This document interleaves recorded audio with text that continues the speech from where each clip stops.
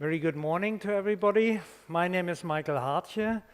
My colleague Markus and I, we are at the moment the two talkers who wish to introduce you for the Software-Defined Radio Academy. It is the third Software-Defined Radio Academy in 2017, and we send you a very warm welcome. So thank you very much for coming here and bringing the time of your life to this conference. We hope that you will get a lot of interest, news for you own thinking about software-defined radio. Let me start with an introduction. Well, I'm not quite sure why it's not working, so we make it by hand. We want to give you some information about the organization. We want to show again what is the target of the SDRA and what happens during the last year in SDRA to my knowledge. Maybe you can add it, and we have a lot of talkers who will give some more information.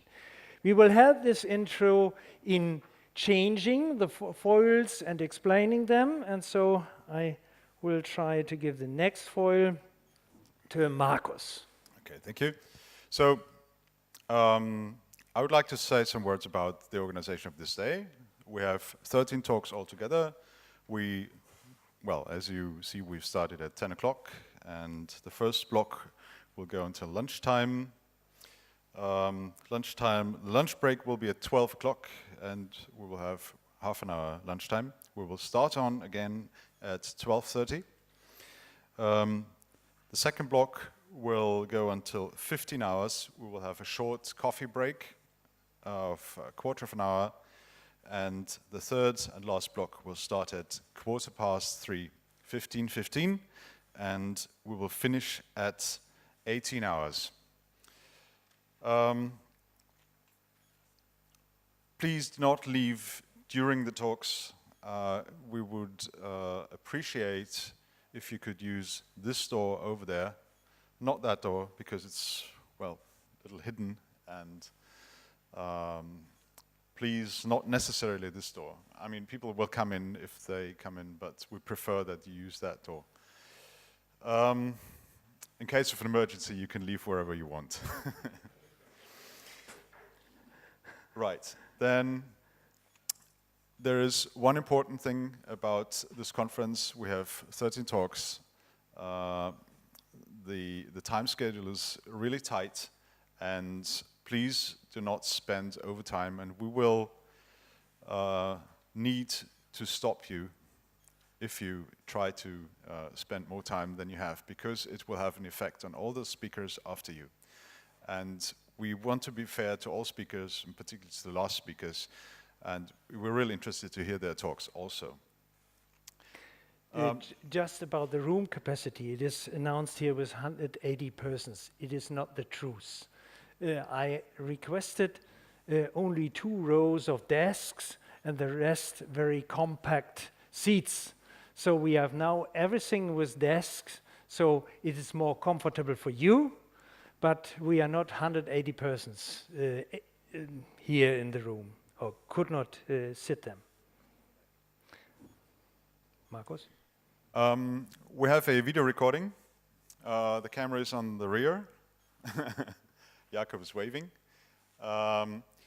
We're going to publish all the recordings on our YouTube channel. The channel address is youtube.sdra.io. But you can also find it directly in YouTube. In the moment, up to now, we have 31 videos already in our channel, and lots of visitors, lots of followers of our channel. And yeah, the talks last 30 minutes, and so please, for the speakers, keep your speech tight, and maybe you can try to have about 25 minutes talk and about 5 minutes discussion. Okay, just to give an overview what you can see in detail on the timetable. The timetable is like this paper, but I think we have it on the website. You can see it over there, but we try to make a little bit more focus on it. We have talks about hardware in Red Pitaya, SDR, and TRX. We have low-cost SDR, one talk. We have in the later afternoon one talk about RASPI. TX means Raspberry Pi as a transmitter. And we have one talk about HuckRF. We have about the next main focus on my view is applications, principles, and software. One is FPGA-based SDR system with GNU Radio. We have basics of a new data flow system. HA7 ILM is coming from Hungary and will invite us to give some or to see his last works about open web SDR and the application of BPSK and RTY into the system. We have passive localization, time difference of arrival, a very interesting system to localize transmitters.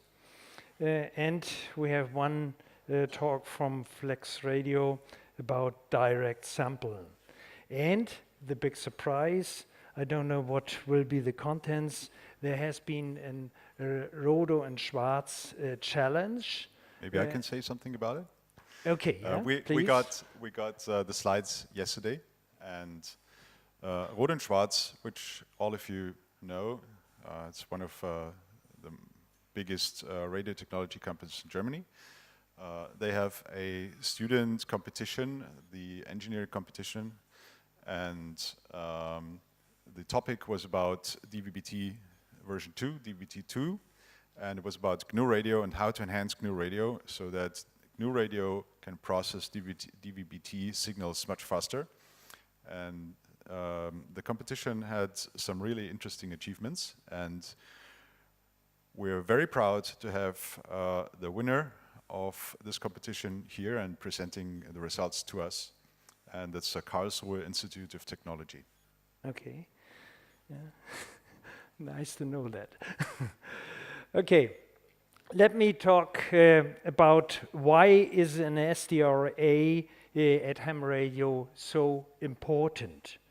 We think that SDR is a focus at the ham radio for software-defined radio, a big development if you have been in Hall A1, the big commercial hall. We think SDR means software plus radio in combination. And you know of a lot of software conferences. One of them, the biggest open source software in here in Europe is FOSDEM. Every year in the end of January held in Brussels. And you know of a lot of radio conferences, and for ham radio, there is the ham radio at Friedrichshafen, one of the big events in Europe. Other conferences addressed to professionals and to scientists are well known, but maybe you are not at these conferences regularly. The target of the SDR will be explained by Markus. Right, as a little already introduced in the last slides, there is software and there is radio. There is the FOSDEM. We presented at the FOSDEM conference a couple of years ago, and when I gave my speech, I was asking to the public, to the audience, I said, who of you has an amateur radio call sign? And actually, since it is a software conference, I expected about 10 people out of 100. But I was really surprised that about 70% of my audience had an amateur radio call sign. So we understood, okay, there is quite a strong amateur radio sub-community within the open source software community, which is fantastic. It's really great to have such a great portion of amateurs in the GNU radio field. But we understood also that at FOSDEM, we're bringing radio to the computer scientists. But there is another demand. There is a demand to bring software to the radio people. And this is why we decided to set this up and create kind of a bridge between research, the industry, and our community. And this is what the SDRA is meant to be. So we're trying to bring software engineers, radio amateurs, industry representatives, and also the academia together here in this room, in this frame, in this event. It's an open platform. It's open to all contributions. It's not meant to be purely academic. We're publishing a call for papers. We're introducing this venue as a call for papers, but we're also application-oriented. We like to see people bringing in their own experiments. We love to see you demonstrating to the audience what you have achieved personally, why you've done it, why you've solved your tasks, and how you did it. And we want to, even if you have not done that in the past, we want to activate you. We decided about, we talked about whether to call this place a university, like the contest university, but we said, okay, let's call it an academy, because it's kind of also a teaching environment. It's about bringing knowledge to you and helping you to do great experiments and to achieve things, and this is why it's called the SDRA, like Academy. Okay, we want to show you the first steps. We want to show you the hurdles and how to overcome them. What this is not, it's not a workshop. It's not about, okay, we're doing our own experiments here, you set up your laptops. But we had the workshop yesterday. There was a GNU Radio workshop, and I would like to thank Markus Müller. Please give him an applause. And also Bastian Blössl. I haven't seen him today. Is he here? Oh, not later. Here. Coming okay. later. Also an applause, and even if he's not here, please an applause to Bastian, because he's also a great contributor.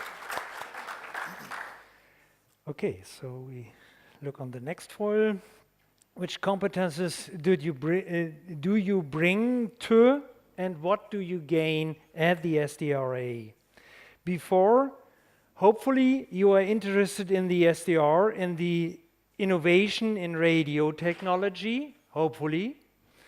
Ideally, you have made own experiments with SDR systems, or you have used SDR programs for ham radio transmission and receiving. Hopefully, may I ask who one has experience in this manner? Okay, it's about 40%. Thank you. This is fine. After the SDRA, we hope that you know a lot more of the technology, that you better understand the products that you will find in Hall 1, A1, and you will get a lot of ideas containing with you what will be your next steps using SDR technology or doing own experiments. Okay, I had some more questions. I have some more questions on the experiments, and let me ask you and make a little bit more active for you. SDR TX and SDR RX for ham radio Who one has one for shortwave? It's about 30% maybe, or 40%. Who one uses or had used FunCube dongle or RTL sticks for SDR? Oh, it sounds same, about 40%. SDR systems and hardware is designed and assembled by many of you, but we would like to ask you, how many have assembled these systems by their own? Okay, it's about 10%, I guess. Who one is user or have an own USRP from Ethos, HuckRF, Osmo SDR, Red Pitaya, or Lime SDR, just to name a few of them. That's about 15%, I would like to say. Who one uses digital transmission or reception mode? That means starting with RTT and all these are, it's about 20%, I think. I'm a little bit surprised of that. Only 20%. Who knows or uses regularly the reverse beacon network, like CW Skimmer, Whisper systems, and so on? It's about 25 to 30%. Thank you. Who one knows or has used GNU Radio? Yeah, yesterday, of course. Okay, it's about 35 to 40%. Who one has made own experiments with SDR systems on VHF and UHF? All these people who have been yesterday at the GNU Radio seminar, they should now hold up the hand. Again, the question. Okay, thank you very much. It's about 35%, I think. Okay, this is the active part of our talk. Let me give some impressions to my opinion. What happened the last year? We had a lot of cheap DMR, VHF, UHF handheld appearing on the market. Ham radio shortwave transmission, we see a lot of appearance of direct sampling systems.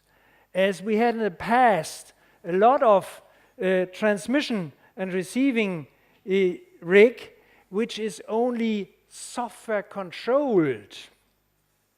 Sometimes demodulation was done by software. So we have now more and more direct sampling units. The Lime SDR has been delivered. Maybe who one knows the Lime SDR or has one? Okay, there are a few of them. Yeah, the Lime SDR is one of the products which is more focused on the higher frequencies, but a very valuable system. HuckRF brought out the Porta 1 pack.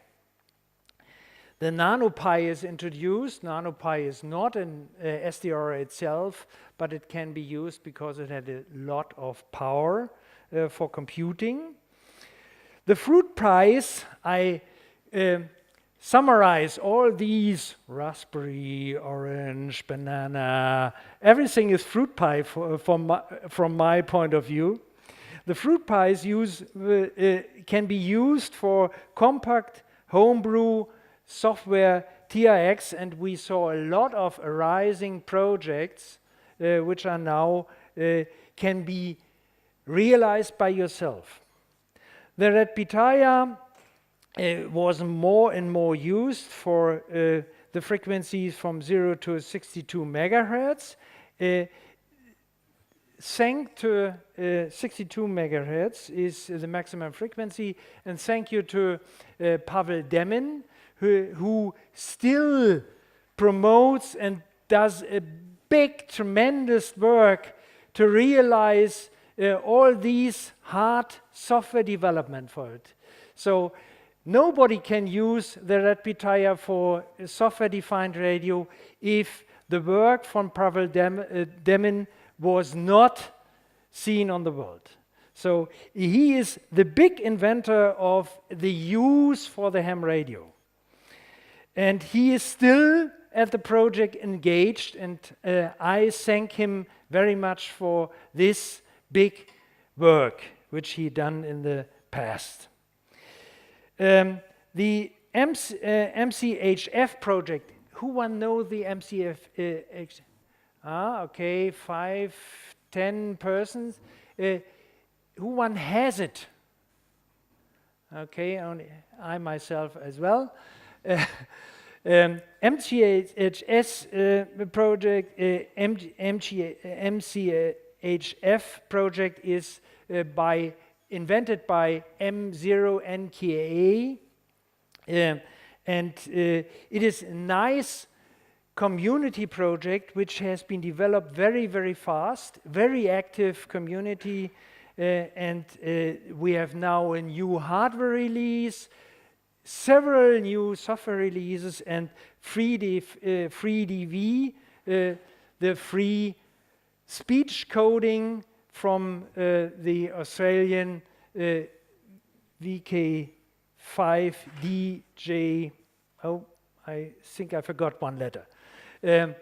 David has developed Codec 2 and FreeDV, and there's a big community who invented the speech for high-frequency transmission. And the next steps in SDR is at the horizon. Steps in radio development, let me make a few comments on it. Hardware radio has been used from 1900 to 1980.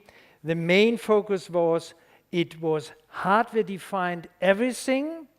The frequencies are prepared by the regulations, by law, and the modes are really implemented in the hardware and could not be changed by anything than the operator moving the switches. The next step is that we can enter the software-controlled and modes which were decoded digitally. From 1985 to 2000, frequency are still owned by law, but they could be selected by software. So you could switch by remote what you want to use and what frequency you are using. Software control of ham radio and modes is done in DSP, digital signal processors. The next step has been software-defined radio, upcoming in 2000 to the ham radio area.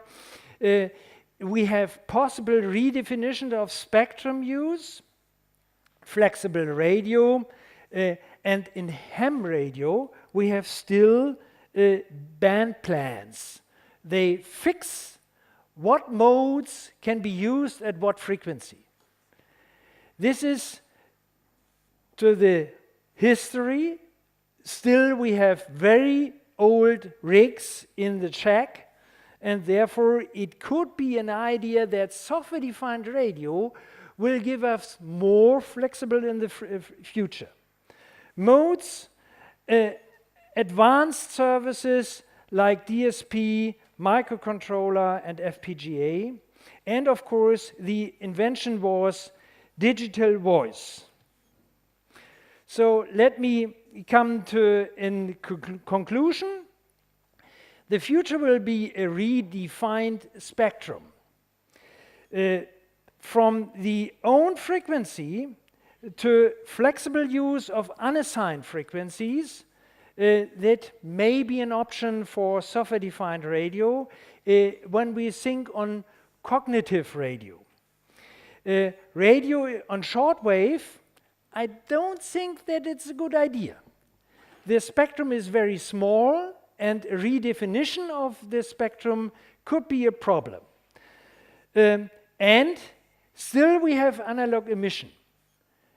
There are a lot of people who say analog is dead. I don't believe in it. Skimmers and narrowband decoders are still very active, and we can think this is a reuse of the spectrum. This is already received by these systems. The skimmers have massive parallel decodes. Why only use one explicit frequency? And of course, cognitive radio is one of the development of software-defined radios. So one last point, the energy efficiency of digital integrated circuits. Everybody, or many of you, may use Moore's law. This means 1.5 years double the performance of integrated circuits. Kumi's law is not so well known, but it means 1.5 years, half the energy per function. It is very excellent outcome of his law that it has been the truth between 1950 and 2010. Efficiency has a lot of room. So we expect one day, but we don't know when, we break the energy consumption of a poor analog radio rig.